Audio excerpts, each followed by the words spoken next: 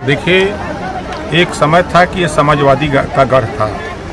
अब आपको मई के लास्ट में दिखाएंगे कि ये गढ़ भागीदारी संकल्प मोर्चा का बनेगा।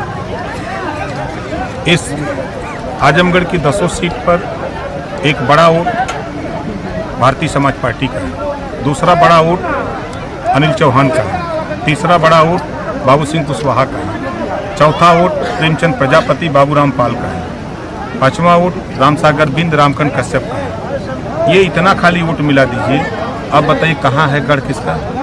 और ओवैसी जी हमारे साथ हैं। अभी आपने देखा कि 12 जनवरी का आप लोगों ने देखा होगा शायद कि वो जुनून जज्बा जो सच्चाई है, 40 साल के नीचे का नौजवान वो अपने हक के लिए निकल पड़ा है, ओवैसी के साथ। सर, एक आवाज़ उठ रही है समाज में मुसलमानों की भी कि जो ओवैसी के साथ जा रहे हैं वो सपा का वोट काट रहे हैं। इस संबंध में आप क्या कहें? देखिए, जब कल तक मैं पार्टी बना के निकला तो लोग मुझे कहते थे कि समाजवादी पार्टी ने इनको खड़ा किया, ये बसपा का नुकसान कर रहा है। और इसी तरह जो भी पार्टियां भरती हैं तो उनको कोई ना कोई आरोप प्रत्यारोप लगता है। ओवैसी जी तो साफ साफ कह रहे हैं कि हक हमको दे दो भाई।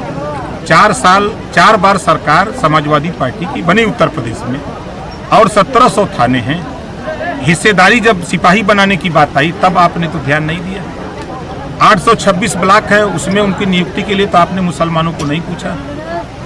तो फिर किस बात के लिए आप इस बात को कह रहे हो कि समाजवादी पार्टी का नुकसान कर रहे हैं? समाजवादी पार्टी को नुकसान अगर समझ में आता है तो हमें हमारे मोर्चे में। सर, आज़ादी से लेकर अब तक हर पार्टियां आई दलित उत्थान की बात करती रही, लेकिन दलित आज भी जहां का तहां पड़ा हुआ है। जैसे बहन कुमारी मायावती जी ने 4 बार मुख्यमंत्री का पद इनको मिला, लेकिन दलित जहां का तहां रह गया।